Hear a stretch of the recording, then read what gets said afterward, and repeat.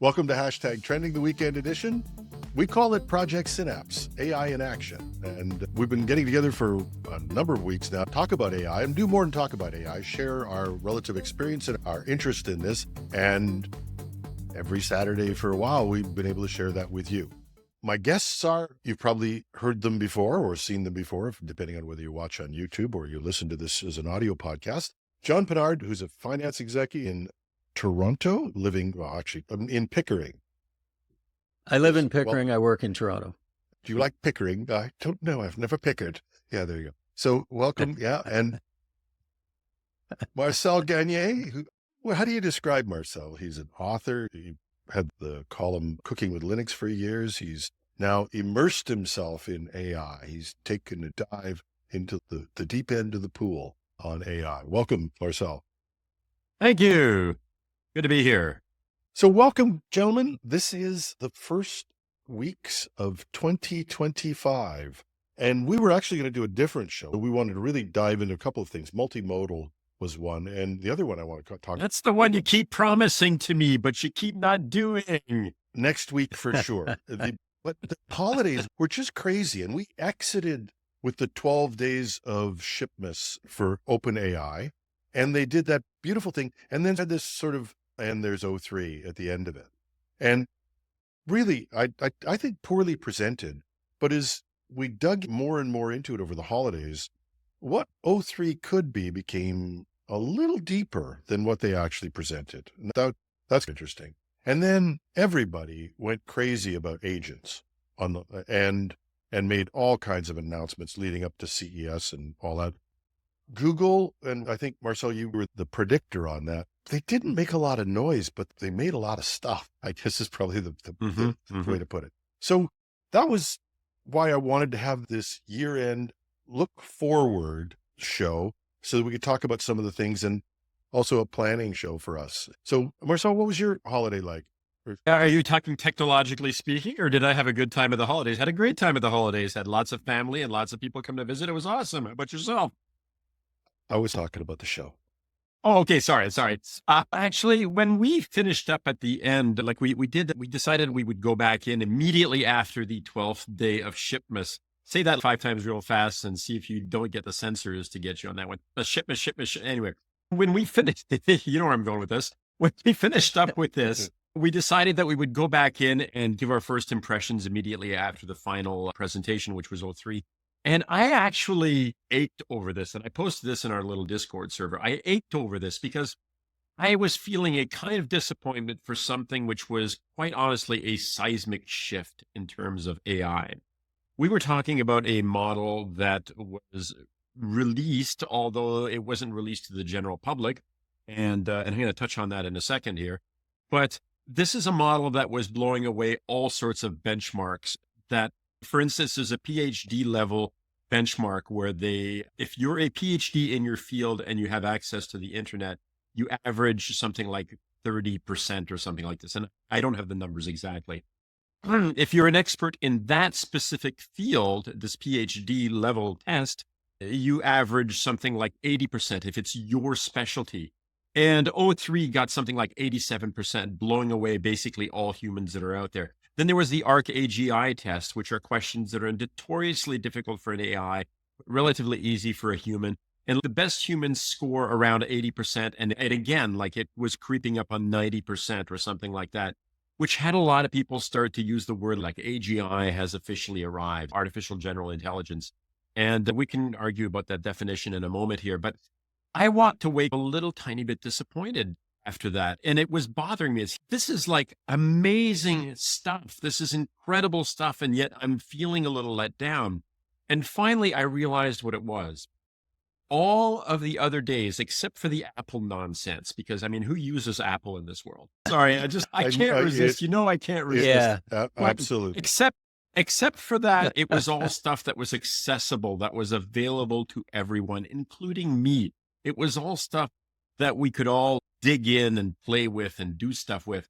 And when they announced O3, they announced something that wasn't, if you'll pardon the expression, for regular people anymore. It was the sort of thing where if you want to do these complex computations would cost you tens of thousands of dollars, possibly more, to bring AI, to bring O3 to its full capacities, to take apart these problems. And yes, it's absolutely amazing, but it's not stuff for us normal humans. And I think that was really why I walked away from it disappointed. Like, it took me a couple of days to come to that realization that everything else was for me, in a way, for me and people like me and people like those of us who were obviously a little bit interested in this stuff, but O3 wasn't. Yeah, and I think the other thing too, Marcel, that I was going to say tied in with that is that so many of the other things that they launched during the 12 days became available the day that they launched it, or very shortly thereafter. With O3, it was we're announcing it, but it'll be launched sometime end of January, beginning of February. And so and the numbers are phenomenal. I went back and looked at my notes, and you're right. Like the PhD level they talk about them being in the 78%. PhD is 70%. O1 was 78%, and O3 is 87.7%. Can I jump in for just a second there, John? Because I missed this when Sure. Marcel said this whole thing on the PhD level. You know where this really came home to me with this morning? I listened to Sabine Hassenfelder. She's a physicist. Mm-hmm. And if anybody's on YouTube and really wants to catch a show that is really good from a very smart lady, then she'll explain things in pretty standard terms. You can understand them, but she never talks down to you. But And when she's she very said, German. oh yeah, when she said that OpenAI got this thing, I was PhD level math and all that, and it sort of slips by. She said, most of those problems would take me a year to just work through so I could figure out what they're saying. And I went, holy crap, this woman is like 5 times as smart as me. Okay, a low bar, but she's really smart. And so we tossed that one off. This was a big deal for something, remember when we started, that couldn't do math? Mm-hmm. Yeah. Sorry to And by the interrupt you, way, that's okay. Okay, back to so we were going somewhere. John, you had a train of thought. No, I was saying that it was tied in with Marcel's comments about that it was a bit of I'll call it a lunch bag letdown, that it was, everything else came out and it was like, we're going to turn on the switch today. And with O3, I don't know, I guess from my standpoint, it felt like, wow, we've got this 12 days of Shipmas, but oh crap, we only have 11 things. Let's come up with something else that we can add to the 12th, which is O3 is not quite ready yet, but we'll announce it and it'll be coming soon. Now, and I'm being more cynical than I should, but I mean, it's a huge leap forward for those people that need that reasoning model. But, and as Marcel said, that this isn't something that everybody and their brother is going to use. And it's not only is it not for everybody, but it's also coming soon. It's also extremely expensive to be able to run the sorts of things that you do with that. And the extremely expensive part of it, perhaps, is something that we're, I'm overselling here. Because again, these aren't things for us. And there have always been a lot of things that are not for us. It's like when somebody buys a brand new fMRI machines, I may take advantage of the fact that this machine exists, but it's not like it's something I buy and I put in my living room because I think it would be fun to do MRIs when people come over to visit. Like this, it's not for me. All right. And O3 wasn't for me or you or any of us here.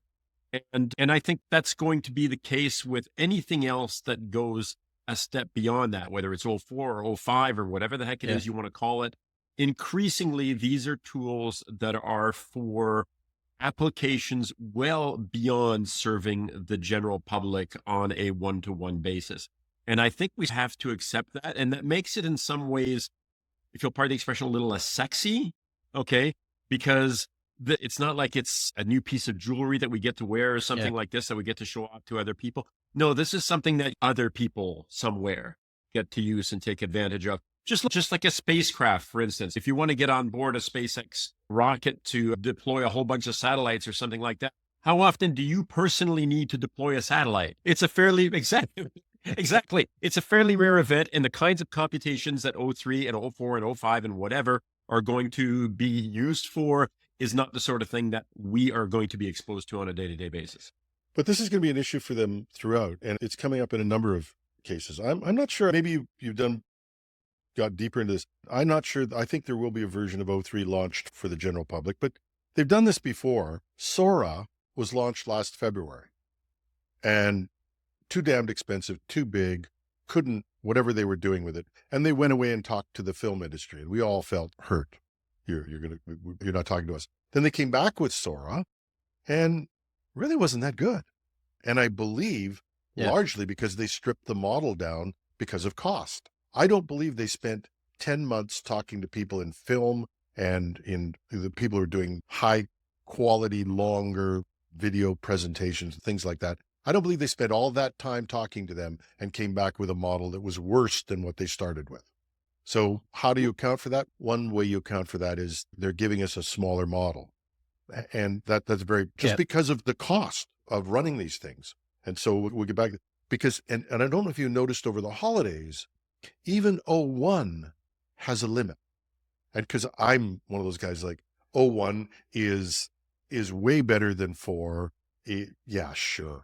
4.0 could do 98% of everything I want to do, but I'm paying for this. I want the premium. So I'm punching O1 all the time. Eventually it comes up to you and says, you have 21 more questions you can ask O1. Yeah. And except that I'm like you in the sense that pay for this stuff, I want to take advantage of it. But you know what? For quick responses, for just stuff that I want to do back and forth and so on, I have actually stopped going to O1 all the time for my questions. And that's not because of hitting limits. It's because I'm just looking for an answer. I'm looking for an answer quickly. I want to bounce some ideas back and forth. And I want to do it in a natural, fast way without having to wait 20 seconds or 30 seconds or a minute for the model to respond. So I get what you're saying, but I don't think that's necessarily a big thing. Can I touch on the whole Sora video model thing here? Sure. Yeah. Since I raised it, you could do your cross-examination. No one can object. It's not so much a cross-examination, but I was looking at some people who were using Sora in a rather fascinating way. It turns out that if you're trying to generate a video from scratch, it might not necessarily be the best thing right out of the gate. But in terms of continuing the action on something that you've already created, apparently it's quite good for that. And if you have a video that you generated with like Minimax or something like that, and you want a high resolution version of that video, apparently Sora is like second to none for doing that, for upscaling a video that you've already created. And people are using it for that sort of thing, even if they're not necessarily using it out of the gate for creating things. Now, to get basically unlimited access and without the watermark on it, obviously you have to be paying the $200 a month. But this is where it's going to get to really interesting. And here we go with the prediction for this year. Apparently, the rumor mill is that not only is VO2 going to be a VEO2, I should say, VO from Google is going to be available relatively soon, but apparently they're talking about rolling it into the standard $20 a month plan. Exactly, the $20 a month plan for Google Gemini, which I'm already paying for. So that would be like incredibly impressive if that is actually the case. And so you will find at that point that if they're going to respond to this in any way, shape, or form whatsoever, OpenAI is probably going to make the full version of Sora available and come up with some way to take those limits off of people. So you won't have to pay the $200 a month for a pro plan. So we'll find out whether Google is actually going to do that. But apparently it's close, as in they're talking about doing this soon. Well, talking about funds and fees and so forth, one of the things that I saw recently too was there was an interview that Sam Altman had done, I think it was with Bloomberg, talking about costs and so forth, and that he's talking about potentially doing I think he called it usage-based pricing model. And Marcel, this kind of had me thinking too, when you were talking about the cycles that are required to be able to run O3, is that I'm wondering if that may end up being, it may not be O3, maybe it's O4 or O5, but is that potentially how they're going to roll out costing on that? Because I've got the plus, so I pay the $20 US a month. I've got access to O1 and O1 Mini. I very rarely use it, primarily because it is limited access to it, and I don't want to use it all up and then later in the month go, oh crap, I need to use it. And same as you, Marcel, that 99.9% of what I do, I can do with 4.0, but I can't picture them rolling O3 into a $20 a month plan.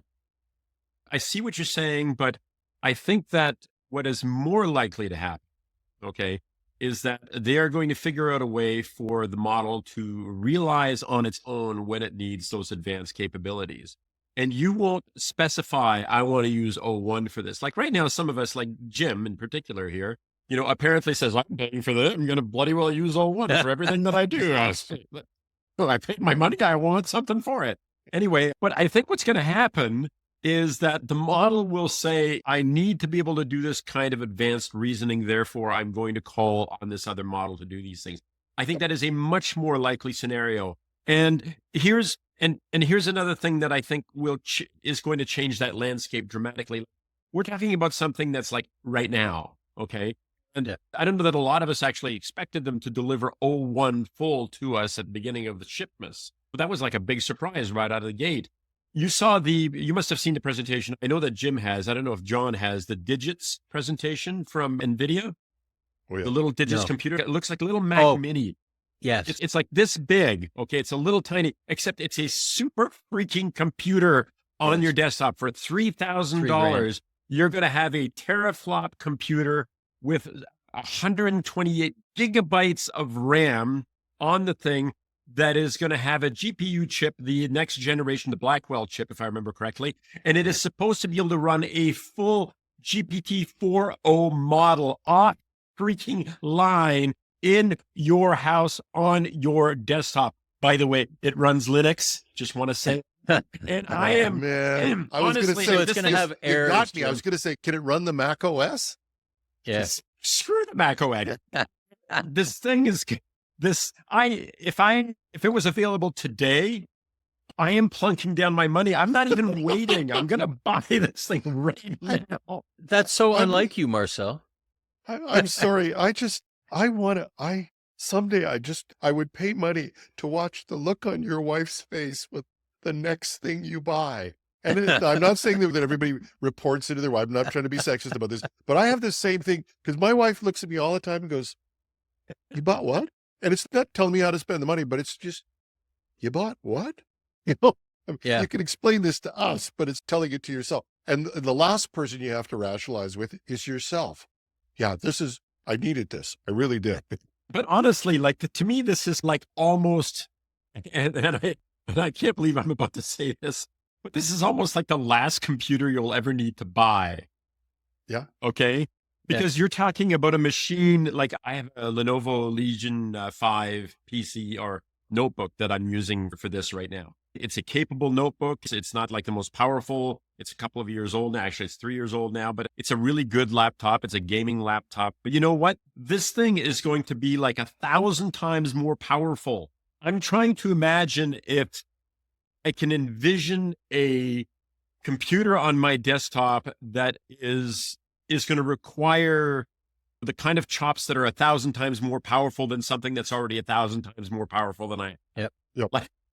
I used to work for Coca-Cola in Canada, and you'd go into their data center and it was water-cooled mainframes and all the rest of that, which and you now probably get more performance out of one of these than you got out of one of those mainframes. Yep. And now you look at this little box coming from NVIDIA and you compare it to what people or companies paid millions and millions of dollars for from these mainframes previously. I think you're onto something, Marcel, when you talk about how these models will be dealt to us as they're needed, because we as humans have just pointed out for various reasons that we are incapable of making a rational choice about which route is better for processing. I want this brand new computer. I really want a brand new Mac.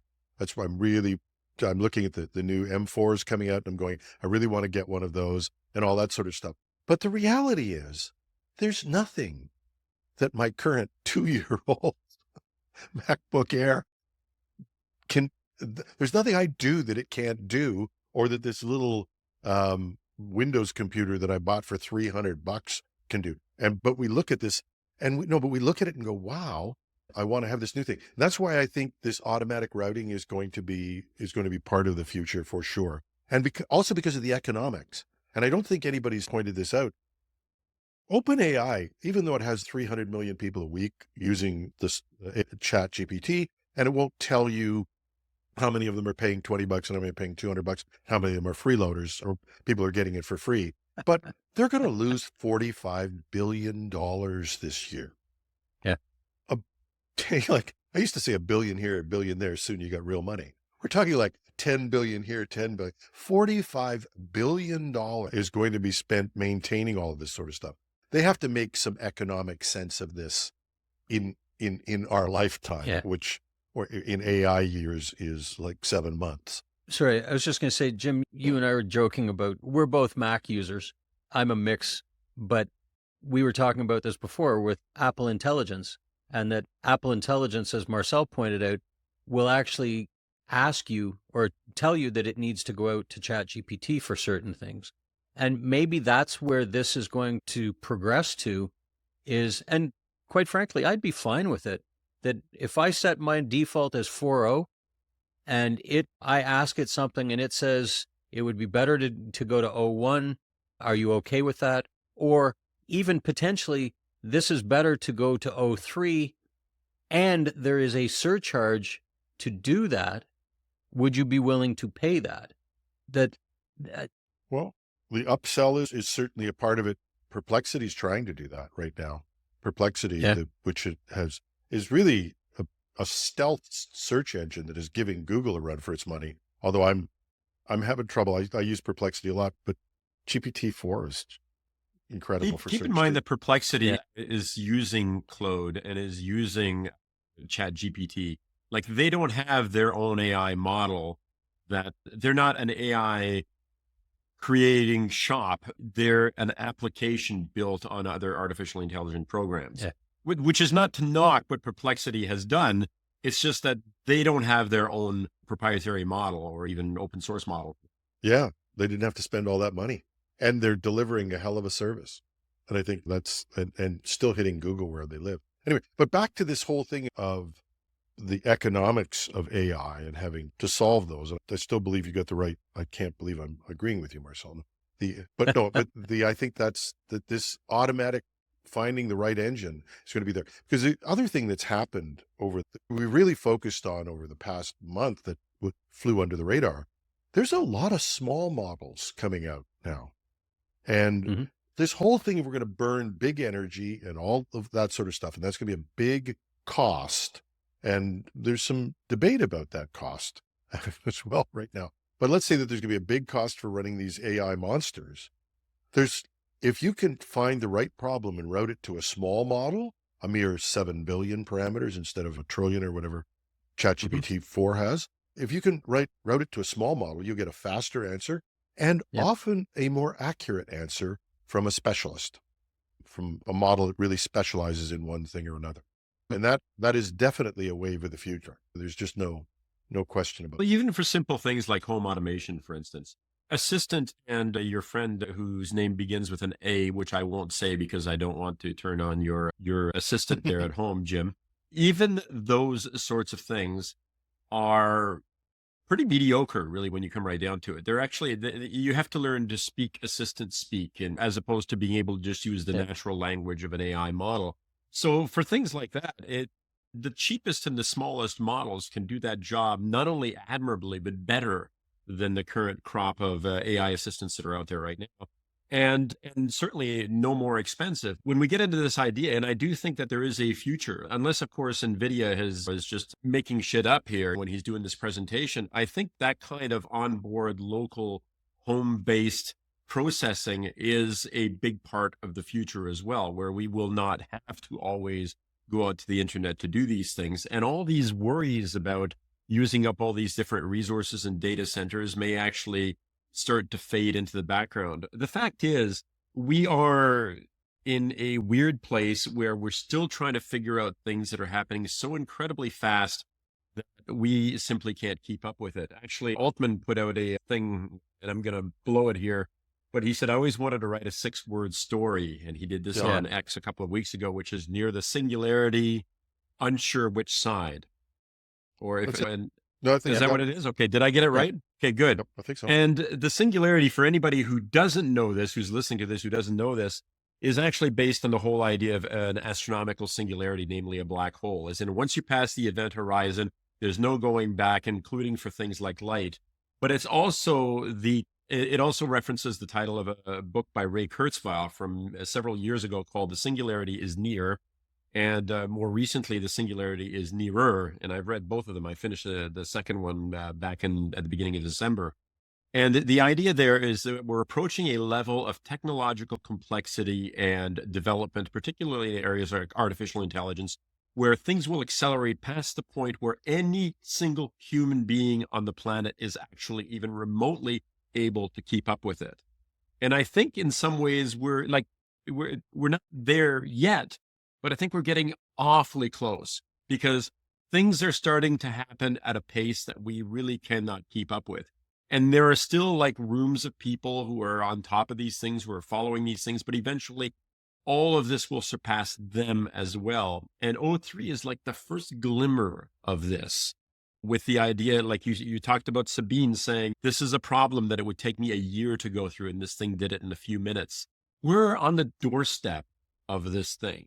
And AGI is one of those things that gets thrown around. People are going to say, AGI going to happen in 2025? Is it going to happen in 2026? You can make an argument that AGI is already here, because originally the definition went something like this. It is an artificially intelligent program that is more capable than a better than average human, like a skilled human being in most tasks. But you know what? These systems are capable, certainly from the perspective of doing artwork, of writing music, of creating poetry, of figuring out mathematical problems, of translating from one language to another, of giving me medical advice, giving me some thoughts about how to start a business, how to run any kind of an operation, whatever, much better than just about anybody that I know who is already incredibly bright. So they keep moving those goalposts, but the fact of the matter is there's an argument to be made for the idea that we already have AGI, and we did back in '01 with a model that is actually capable of reasoning step by step and coming up with some fairly intelligent answers to really complex problems. Doesn't that also, sorry, I was just going to say, please, tied in with that, because in the 12 days of Shipmas, on at least one occasion, Sam Altman actually referred to AGI when he was talking about their products. And so this kind of goes back to the partnership between Microsoft and OpenAI, that my understanding is that partnership ends once OpenAI achieves AGI. That is correct, but which is why now the new definition of AGI, the new definition is that it is a system that is capable of generating $100 billion in wealth. Yeah. Oh, there you go. So $100 billion in profit. Yes. Because and this is why I believe that Altman has been reined in a little bit about talking about AGI. I think that's why they're changing the terms. But let's just go back to reflect on this. When's the last time you heard anybody talk about the Turing test? We beat that to death.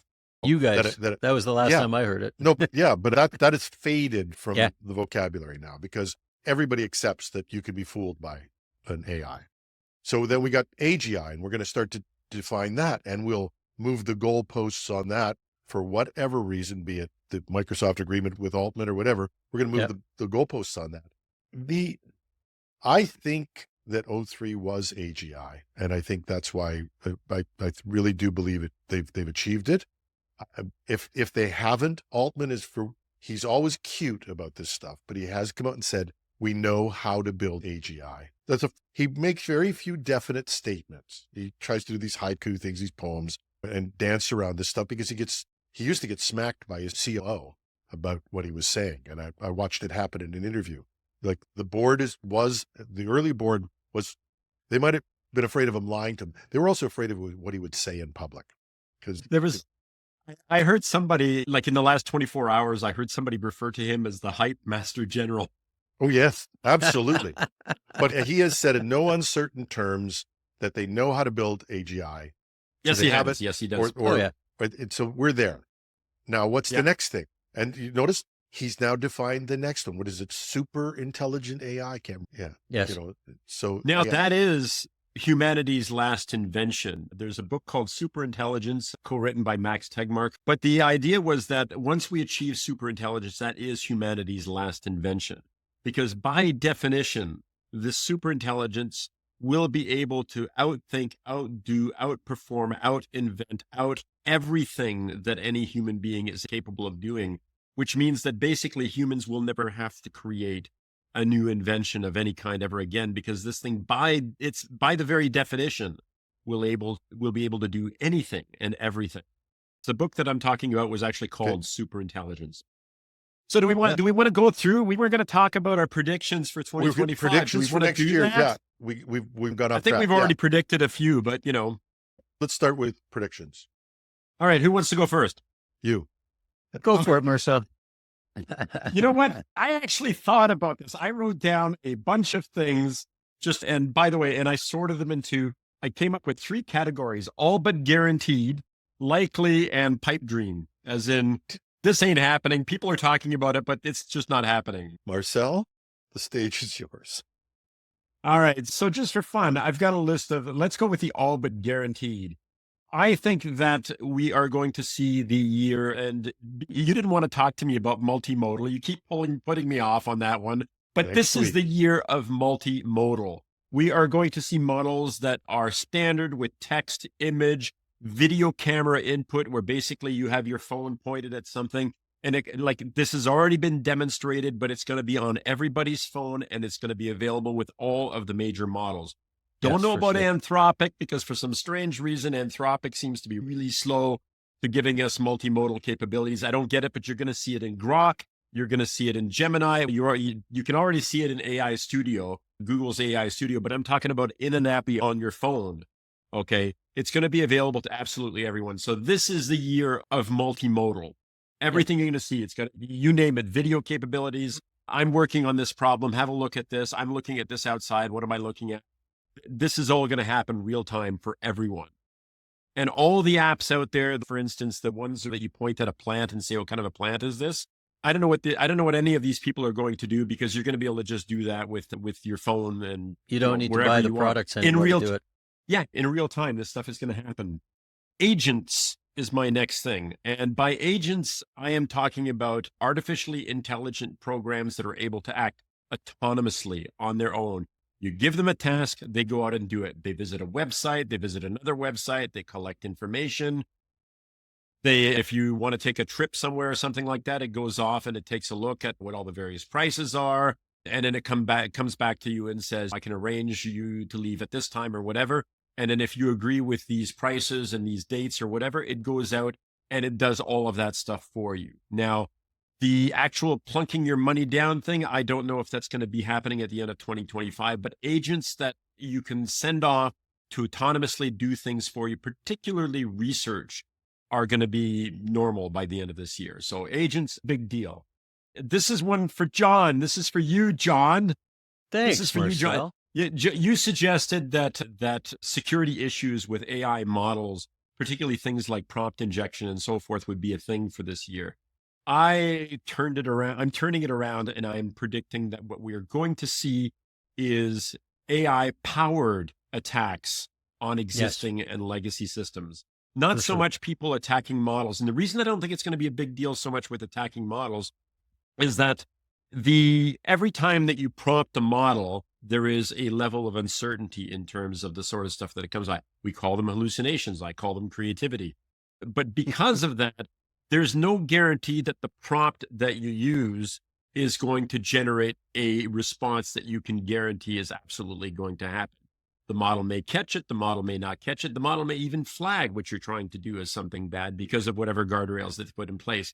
But using AI agents to go out there and probe systems en masse is going to be a big deal.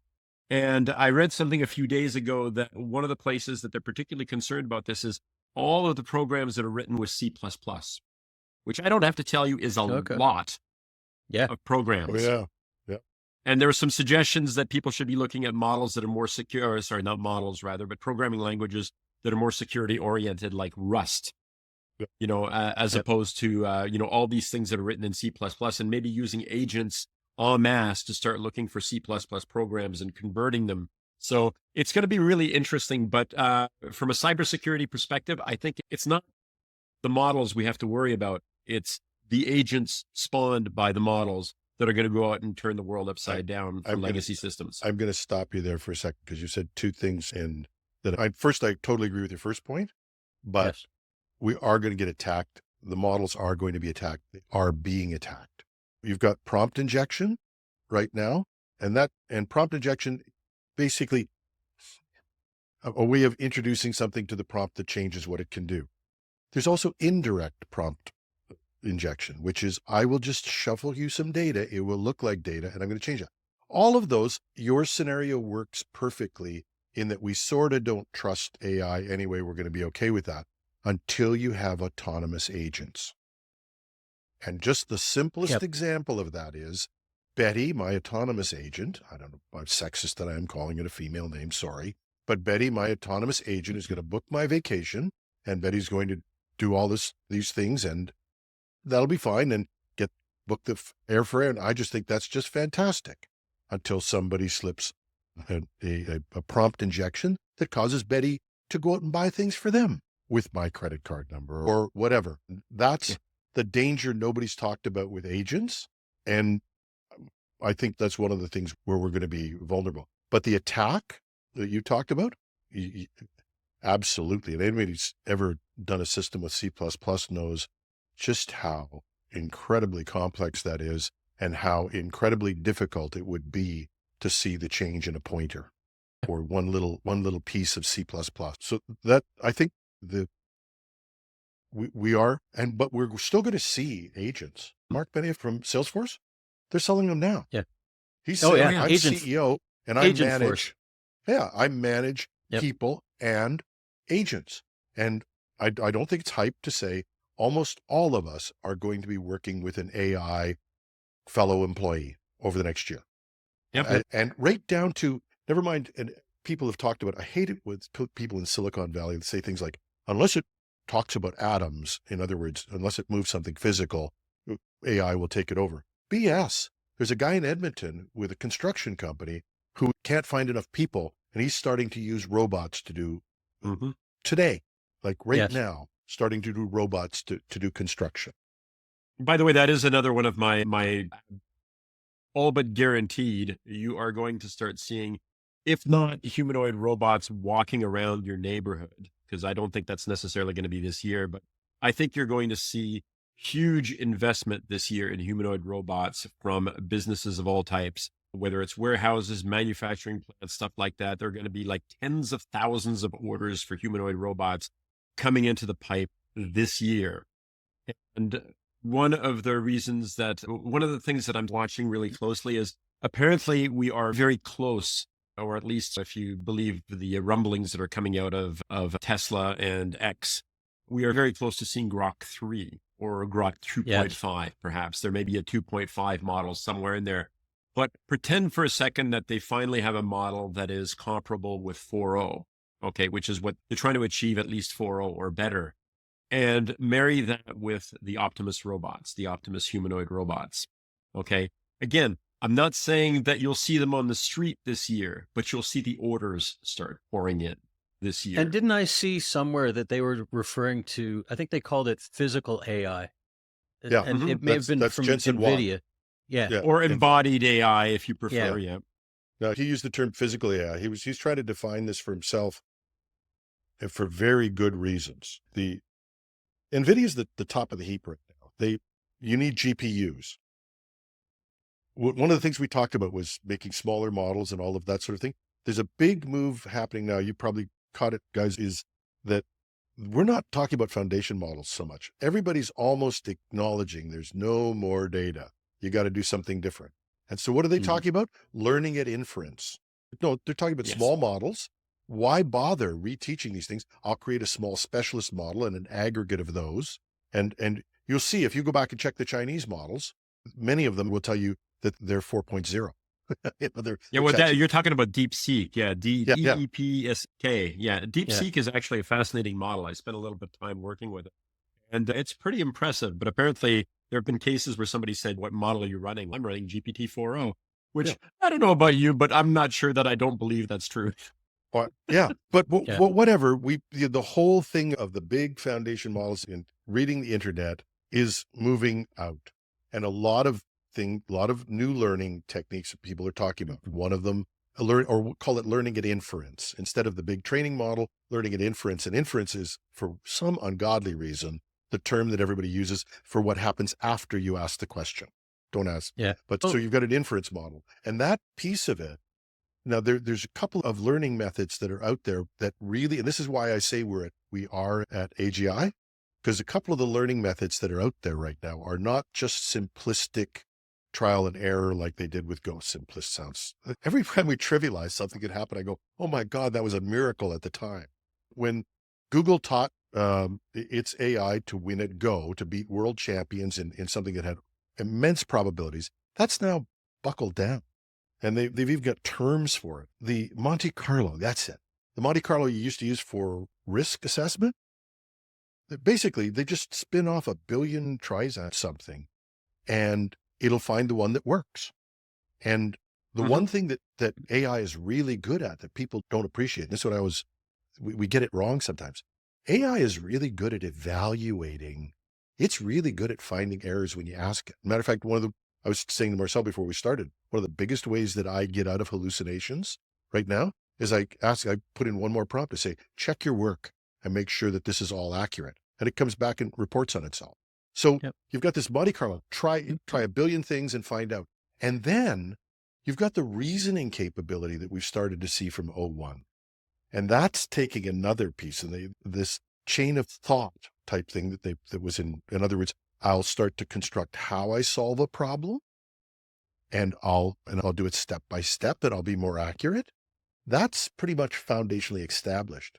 But when you can put that with reflection, humans do this naturally, which is, I want to try a new thing. So I'm going to try this. I'm going to get 2 steps into it, and I'm going to go, no, that's not going to work. Looked like it was going to work. And that's something that was really hard for AI. It's not so hard anymore. Yeah, So which is the whole crossword puzzle thing, right? It's Yeah. like this word obviously fits in here, but it doesn't fit once I take the word that goes down from one of these letters. So Yeah. these things can learn at inference time. And that's a huge jump forward in terms of where we're going to get to with these models. And so the world is open for all kinds of new possibilities and much more accuracy and ability. And I think that you talked about agents, we've talked about these smaller models, and I think you may find that there's going to be, I'll call them agent specific models that get created, that you don't need 4 trillion elements that to deal with something that is very specific in a specific agent.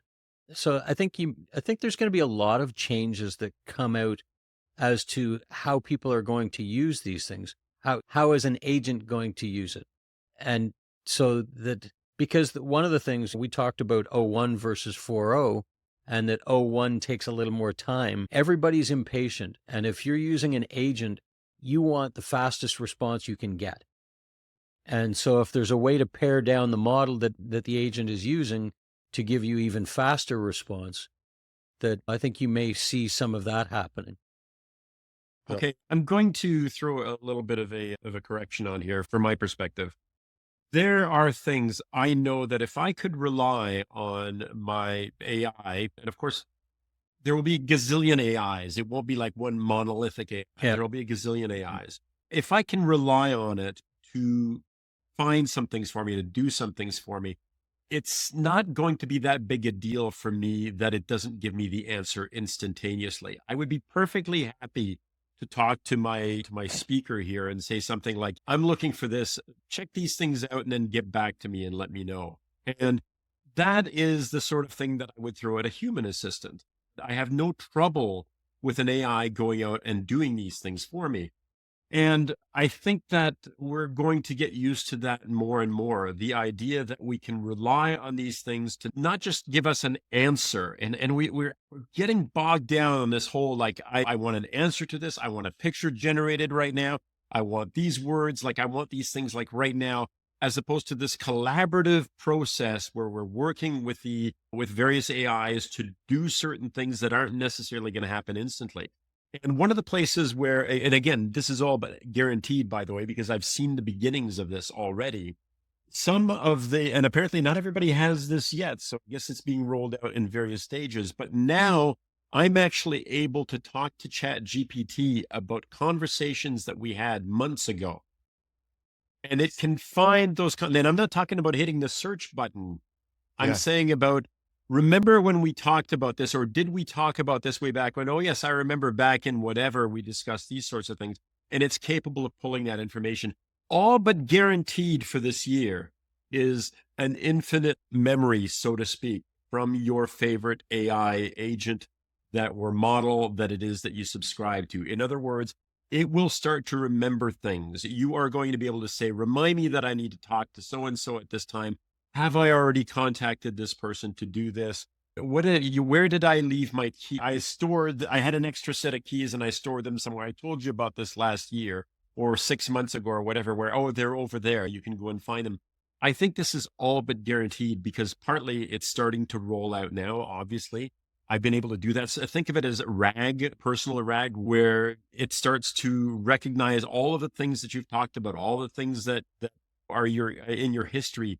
And it truly becomes useful on a personal level because it knows you on a personal level. Yeah. A friend of mine, Ray McKenzie, wrote a book in the 1990s called The Relationship-Based Enterprise. And he plugged in one thing that was missing on CRM, and that was it has to remember me. And was everything you could do efficiently, you thought was great, but you would think that the CRM was stupid if it didn't remember you. And I think this memory thing, and you picked it up, first of all, I've been looking for it. I haven't seen it come in yet, but memory will be one of the things, the sleeper issues that is going to make AI highly functional. We've got all these multiplicity of tools. I've been trying the Google stuff. I've been trying OpenAI. I just finally stopped paying for Claude because it didn't integrate with enough stuff. It would say, oh, well, I'll integrate with your Google Doc. Yeah, okay. If you tell me where the Google Doc is, thank you very much. That's my problem. I know it's in there somewhere. I can't find it. That's my issue. So when you get to memory, I think we're going to be at the point where if something could remember what you were talking about it with and come back to it, it's there. Now, I've seen it slightly because I do this thing where I've got a prompt and I keep refining my prompt. And you can say, I could store that. I could do a gem. I could do a GPT. And the other day, and I was actually going to call you and ask you Marcel, what you thought I should use for this. But then I looked at it and it said, do you want me to remember that for you? And I went, there you go. Oh God, yes. Yeah. Please, because I'm incapable of it. I've got to go look through. Thank God they've got projects now so I can organize things. But I got to look through 50 lines to go, which one of these did I have that prompt in? And now it's just, I say, I'm working on this. Do you remember this prompt? Oh yeah. And I went, wow. The other thing I wonder, in fact, you can start saying this just like when you're working with either Gemini or OpenAI specifically. I'm not going to speak on all the other ones at the moment, but those two specifically, start using the words, remember this for me, or I want you to remember this for me. And it will automatically start adding that to its list of things that it remembers. Like right now, I've noticed that if I'm looking for information on a particular topic, it will occasionally say things like, is this the sort of thing that you're interested in for your son? And it'll give me my son's name. Like I have taught this thing, first of all, to treat me in a conversational, friendly way. Like I say, I'm a casual guy. I want you to treat me casually. So I don't want you to talk to me like you're a hands-off agent from something else. I want you to talk to me as though you and I work closely together on a regular basis and you treat me on a personal basis. So I've already taught my AIs to work with me in that way. But it does do that. Like it will actually pull out those memories and say, oh, is this the sort of thing that you were looking for here? With the idea that if that's the case, then I'm going to treat this information differently in whatever it is that you're asking me to do at this moment. I also wonder, though, like we've talked about, OpenAI came out with a whole bunch of things even as late as the end of the year. And Google Gemini has come out with a variety of different things that are different than what ChatGPT came out with. And Microsoft, maybe. Perplexity has had things, Meta has had things. And I'm wondering if part of what we're going to see throughout 2025 as well is, I'll call it a leveling of the playing field, that the things that Google doesn't do that ChatGPT currently does, is Google going to incorporate those things into their product, and the things that the video things and that Google can do that Sora or others aren't doing, will they be pulling those in there? And so that, Jim, you talked about, I had to use this tool for one thing and I had to use this tool for another. Are we potentially going to get to a point where, I have a preference to use ChatGPT, whereas Marcel has a preference to use Google Gemini, but we can both do the same things coming out of it, or the majority of the same things? Okay. First of all, I want to point out that was my very first prediction. Okay. Okay. That multimodal capabilities, in other words, audio, video, speech, you name it, Yeah. is all going to be standard for everybody. That's going to, and again, like I said, I don't know about Anthropic, but certainly OpenAI and Gemini, it's just going to be on your phone. You're going to be able to do all these things, period. Okay. That will happen. It is happening. It's guaranteed. However, I also want to remind you that in the same way that you know more than one person, and that for this thing, you're willing to call this person and chat with them about it, and for something else, you'll talk to a different friend about it.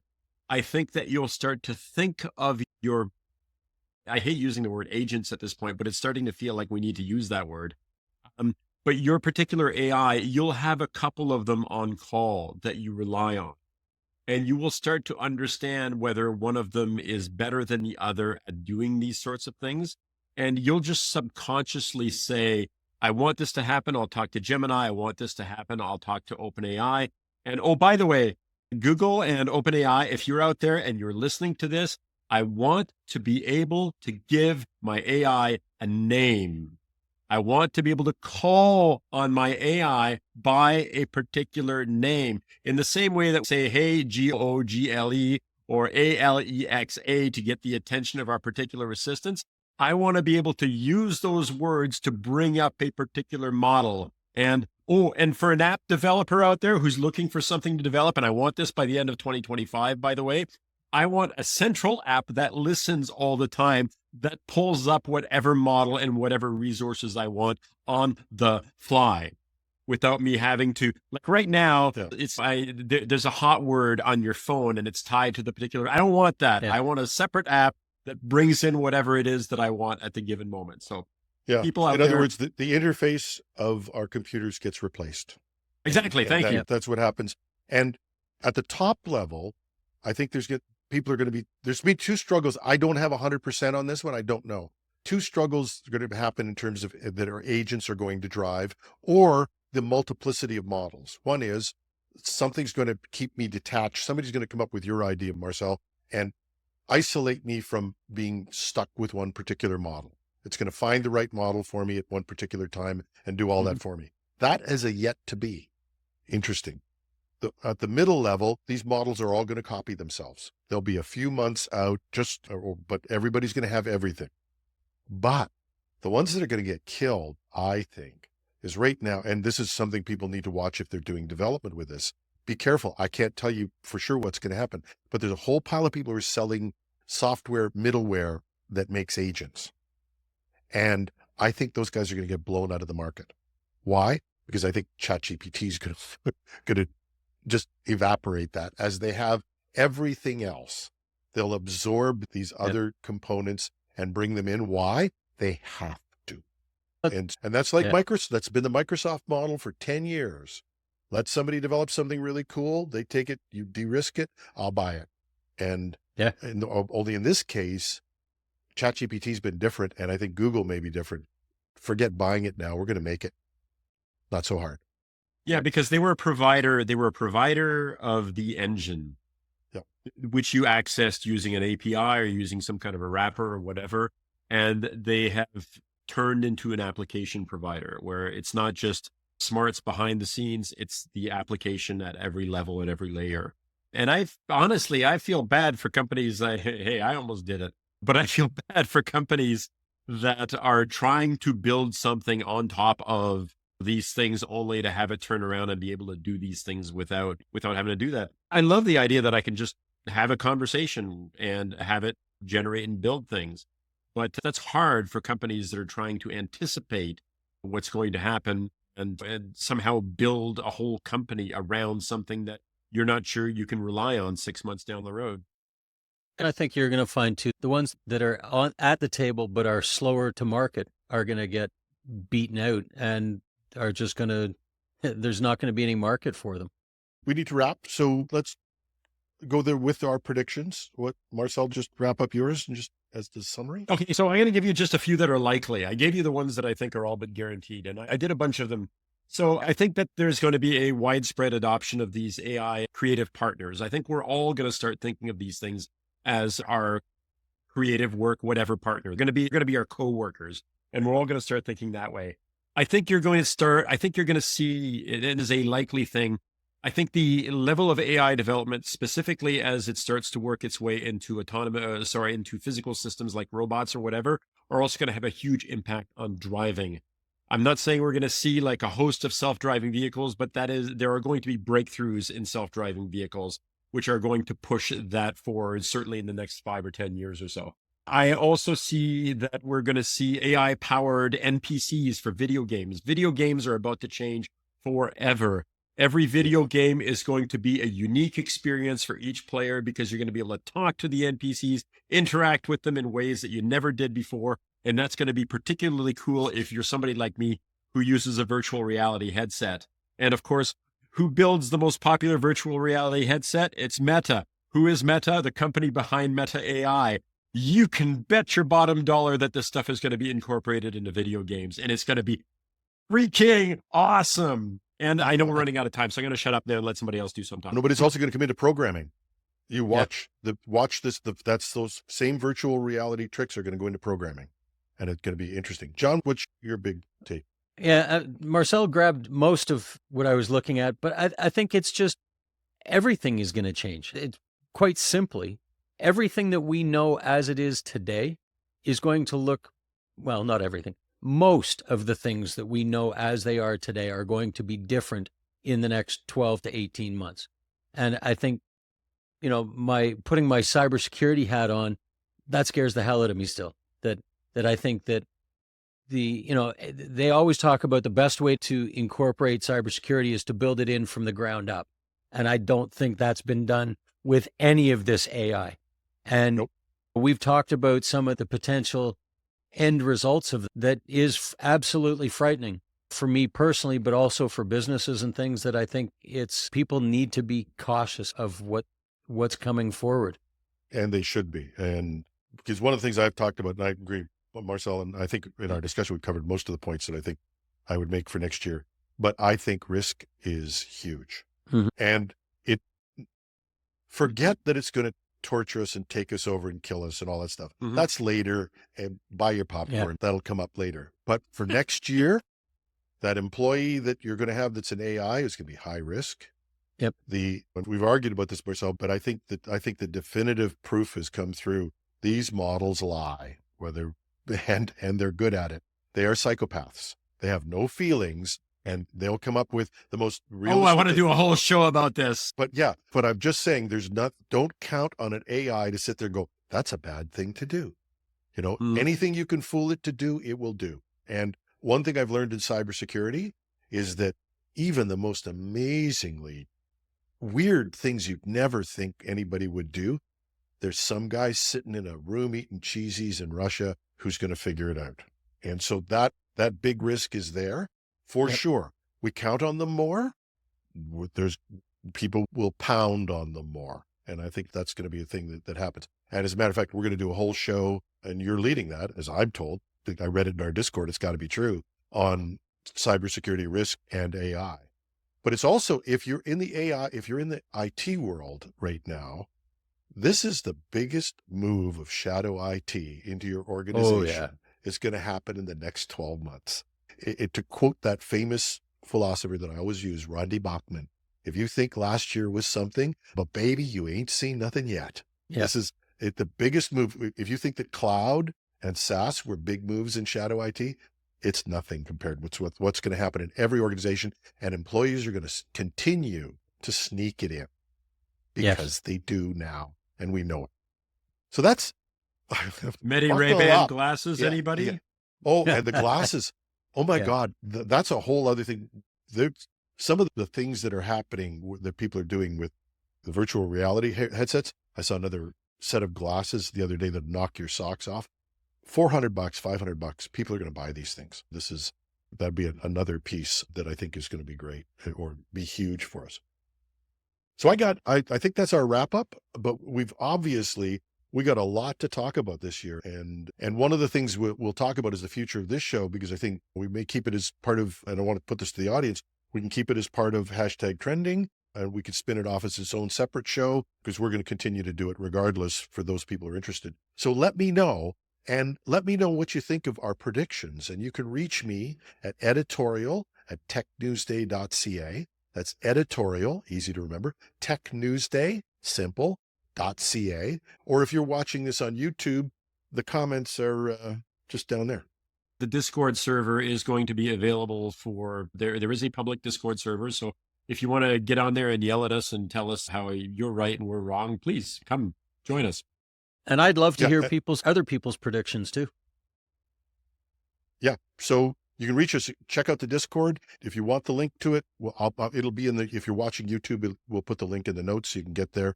Marcel will give me the invites because I'm apparently hopeless at this, but we'll put that in the YouTube, and that's it. So what I can say to everybody, thank you, John Pinard. Thank you, Marcel Gagnier, for having this chat with me every week, and live long and prosper. And for everybody out there, buckle up. Going to be one incredible year.